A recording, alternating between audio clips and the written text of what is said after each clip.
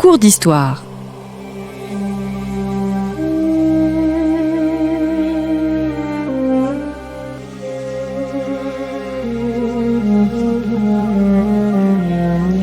On retrouve Christophe Dickès.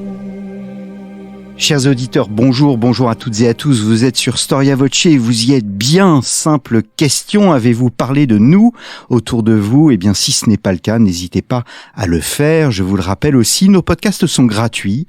Afin de préserver cette gratuité, n'hésitez pas à nous soutenir, n'hésitez pas à faire un don à notre association en cliquant sur le lien indiqué juste en dessous dans la description de ce podcast. En faisant un don, eh bien, nous vous offrirons un abonnement à Histoire et Civilisation.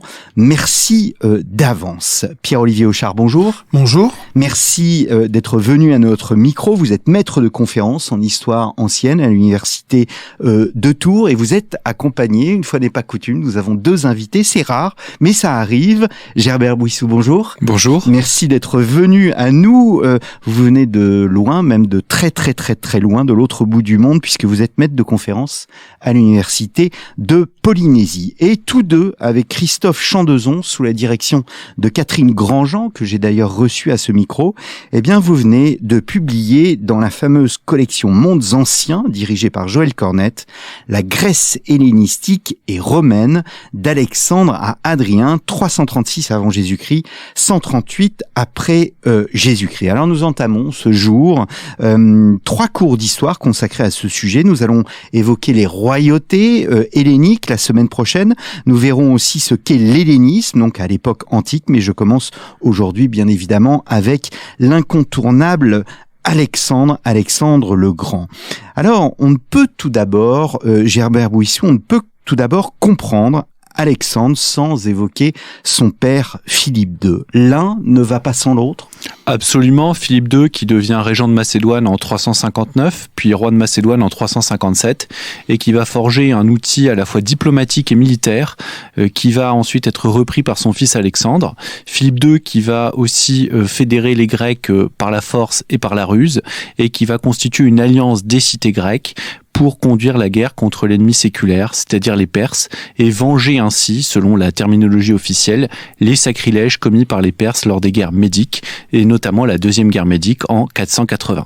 Ce projet que Philippe II ne peut mener à terme suite à son assassinat, eh bien, va être repris par son fils Alexandre III, le futur Alexandre le Grand, qui va partir donc à la conquête d'abord de l'Asie mineure et de l'Égypte, puis ensuite de ce qu'on appelle l'Empire achéménide, l'Empire des Perses achéménides, et qui va largement dépasser probablement les buts de guerre de son père. Alors nous allons bien sûr évoquer cette partie. Peut-être un mot sur les relations entre Alexandre et son père, on les connaît ? Oui, des relations conflictuelles, notamment dans les dernières années du règne de Philippe, c'est-à-dire qu'Alexandre grandit d'abord dans l'ombre de Philippe, il combat avant même son accession au trône, il est même l'un des artisans de la grande victoire macédonienne de Chéronée en 338, mais il se dispute notamment au cours d'un banquet célèbre avec son père, et les deux hommes avinés en viennent quasiment aux armes, avant que Alexandre ne choisisse un exil et ne revienne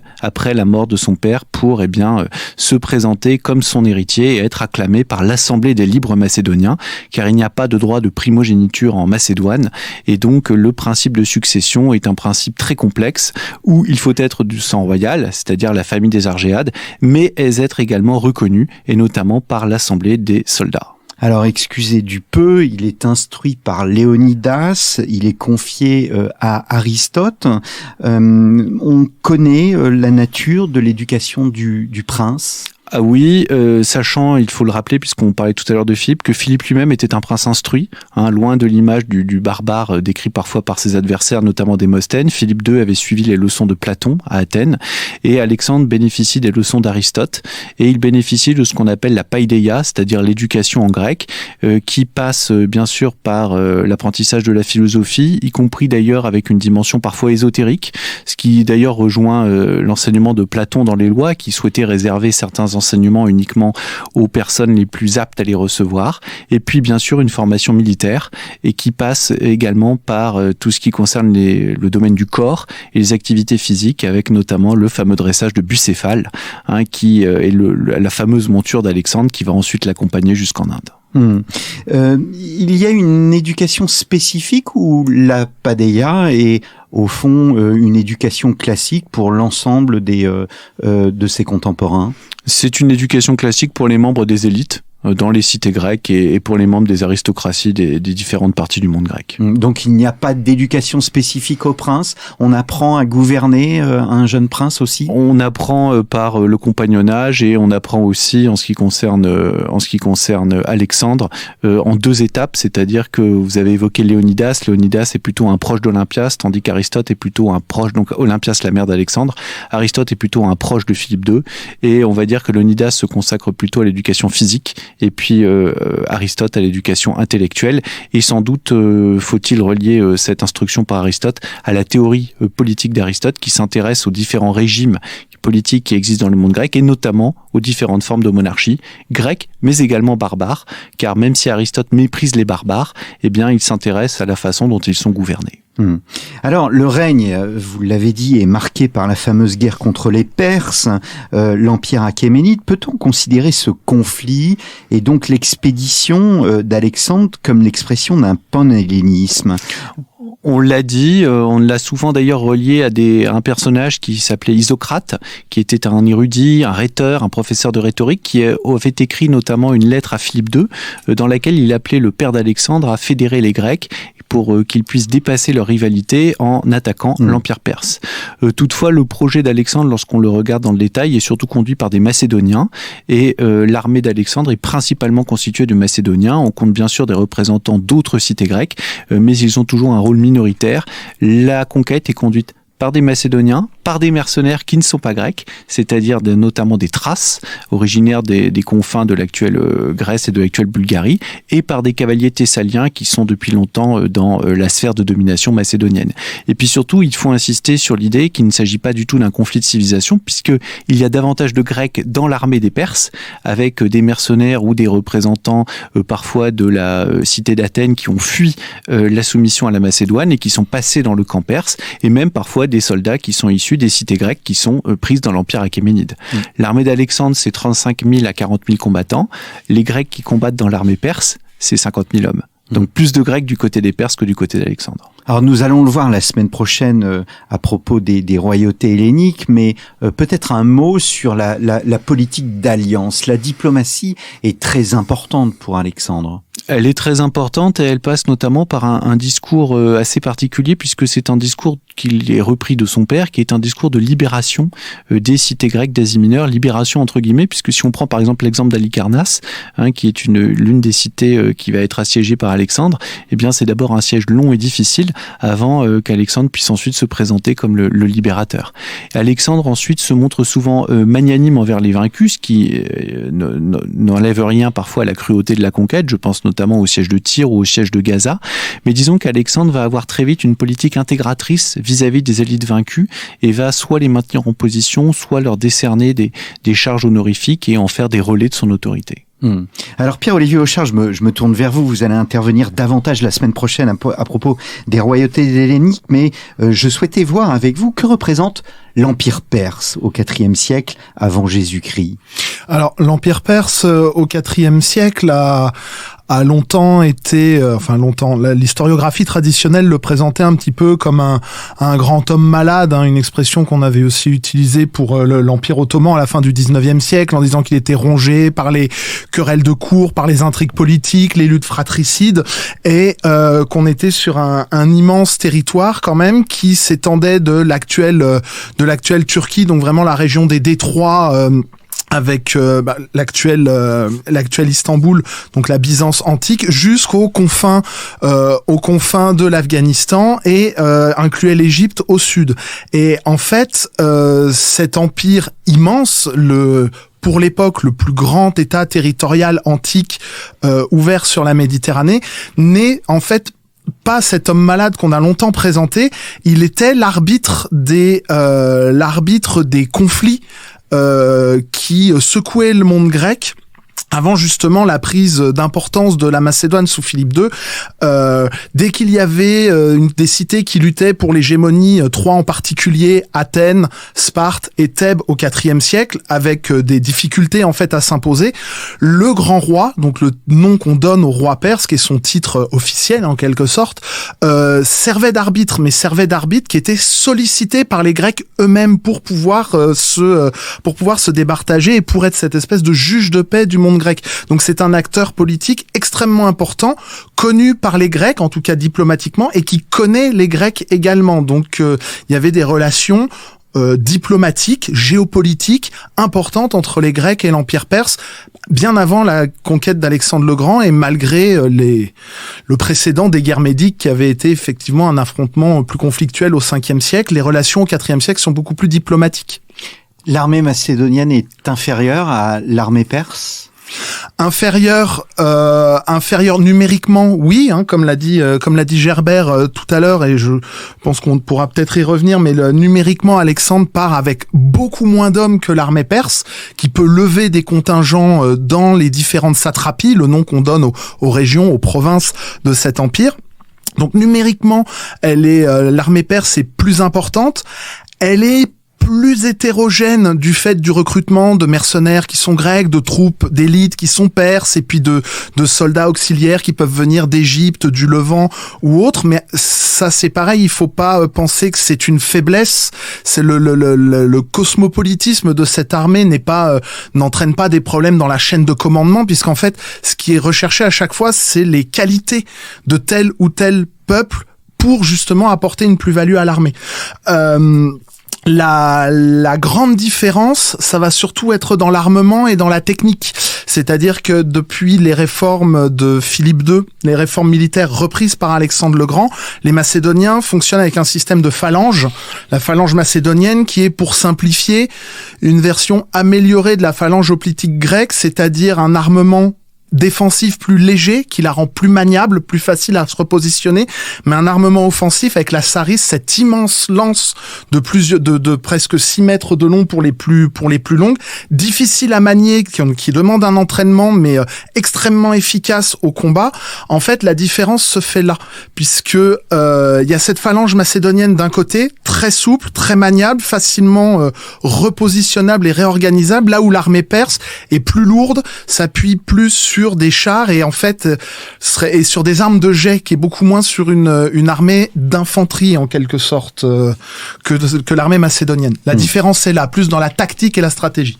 Et je compléterai ce que vient de dire Pierre-Olivier Auchard par aussi une insistance sur le rôle de la cavalerie et sur un type d'unité qui avait été développé déjà du temps de Philippe II, qu'on appelle les hypaspistes, et qui viennent en fait combler les vides entre les cavaliers et les fantassins sur le champ de bataille. Les hypaspistes, ce sont des fantassins, des troupes d'élite, qui peuvent de temps en temps, lorsqu'ils croisent un cavalier sur le champ de bataille, monter en croupe et ainsi se déplacer plus vite et venir combler les vides du champ de bataille. Et on a véritablement là le trinôme gagnant de l'armée de Philippe II puis d'Alexandre, c'est-à-dire une infanterie avec la phalange équipée de saris, des hypaspistes et puis des cavaliers. Et enfin, très important aussi, un corps d'ingénieurs de siège qui avait été développé par Philippe II avec le recours aux catapultes, le recours aux tours d'assaut. Il y a notamment un texte célèbre de Démosthène là-dessus. Et c'est quelque chose qu'Alexandre va reprendre au début de ses campagnes, notamment lors du terrible siège de Tyr qui dure 8 mois dans l'actuel Liban. Tyr, cité phénicienne, qui va être prise par Alexandre après un siège particulièrement difficile. C'est ce qui fait la différence en 331 près de Ninive à Gaugamélès, qui est la bataille décisive contre les Perses. C'est absolument, c'est la bataille décisive qui, on va dire, marque non pas la fin des campagnes d'Alexandre, loin de là, mais qui est en tout cas la dernière grande bataille rangée livrée par Alexandre, qui voit Alexandre charger lui-même à la tête de ses hommes et utiliser une ruse pour obliger l'armée perse à étirer ses lignes et ainsi créer un vide dans ses rangs, vide qu'ensuite l'armée grecque, principalement macédonienne, va pouvoir exploiter. Et c'est la fuite de Darius, et c'est ensuite l'entrée solennelle d'Alexandre dans Babylone. Quel est le rôle de la personnalité d'Alexandre ici, dans cette victoire ? Alors, si l'on en croit les sources anciennes, c'est un rôle décisif, même s'il y a un débat historiographique, puisque Alexandre, c'est l'une de ses caractéristiques, mais il faut souligner, les sources attribuent aussi cette caractéristique à son adversaire Darius.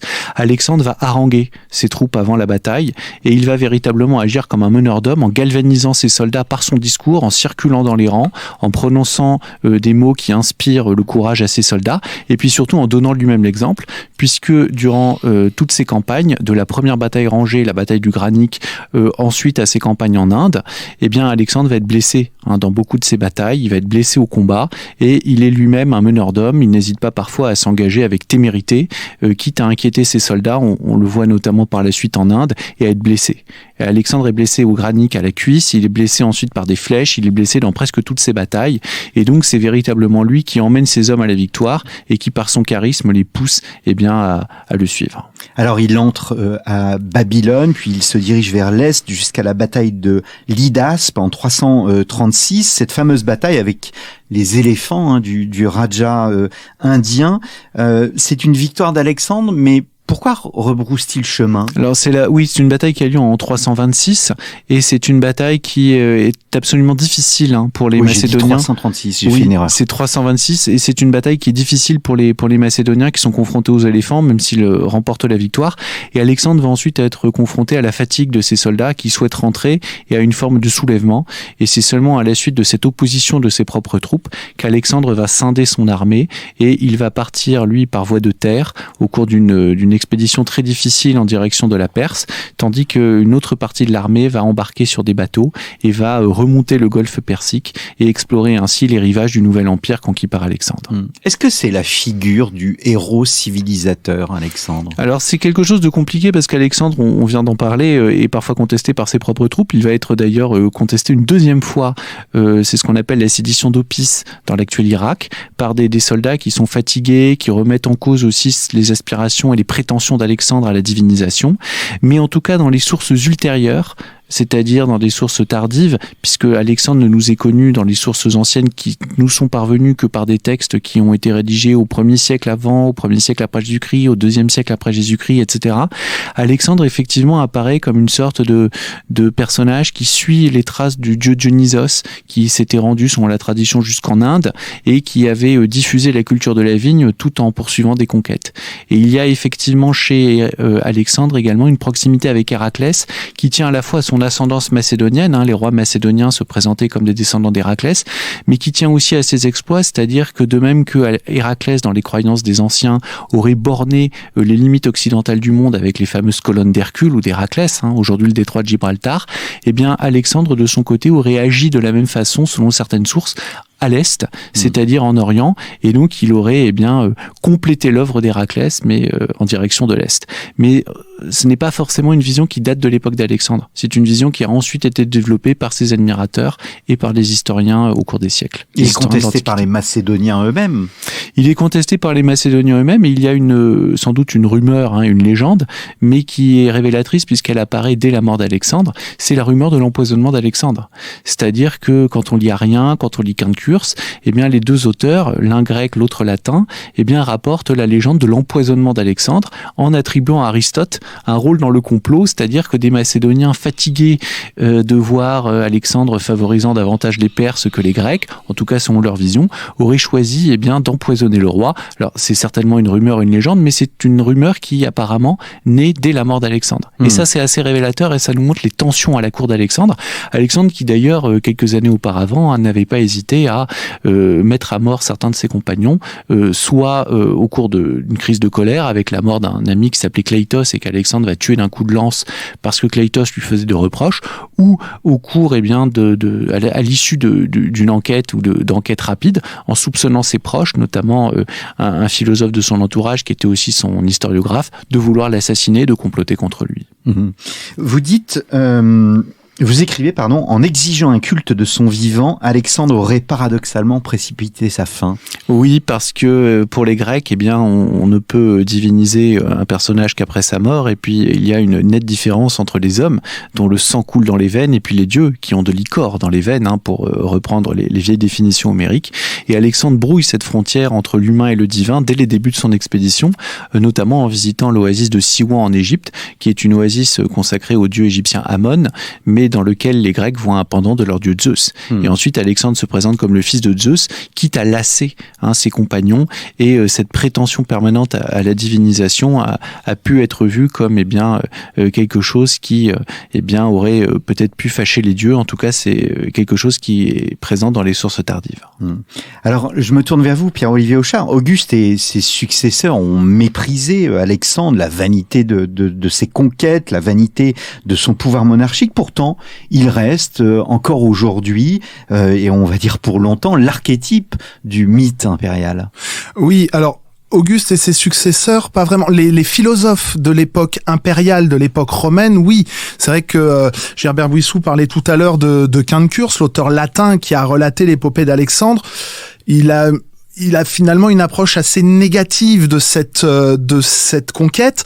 Plutarque également, qui est un philosophe, un moralisateur grec, mais citoyen romain, parfaitement intégré dans les cercles impériaux, fait aussi dans sa vie d'Alexandre un portrait en fait avec une vie qui démarre bien et finalement un homme qui est gâté par le succès, par les conquêtes et qui finalement un portrait très négatif à la fin de cette biographie. Mais les empereurs romains n'ont Auguste, par exemple, quand il se rend à Alexandrie, il va voir le tombeau d'Alexandre, il va voir la dépouille d'Alexandre, et quand on lui propose de voir aussi les dépouilles des successeurs, les rois lagides qui ont succédé à Alexandre en Égypte, Octave, futur Auguste, puisqu'il n'est pas encore Octave, il n'est pas encore Auguste à ce moment-là, mais aurait répondu « Moi, je viens voir des rois, pas des corps ». Donc on voit vraiment quand même cette appétence qu'il y a pour Alexandre, et elle est reprise par tous ses successeurs. Caligula, qui est donc le petit-fils d'Auguste, le 3e empereur Julio-Claudien,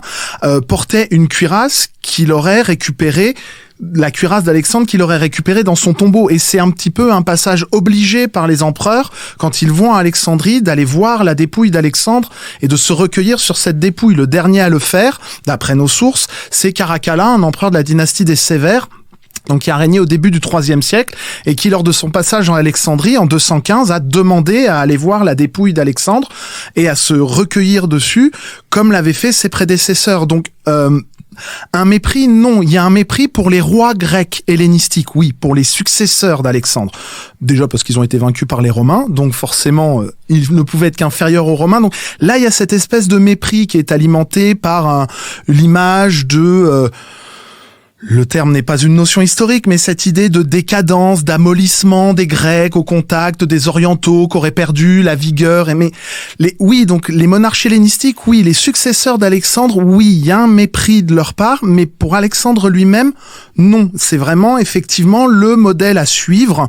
Et même pour cette époque impériale, si on prend dans les vies de Plutarque fonctionnant toujours en mettant en parallèle un Grec et un Romain qui pour lui ont des caractéristiques communes et sont des exemples qui marchent ensemble, Alexandre le Grand est mis en parallèle avec Jules César.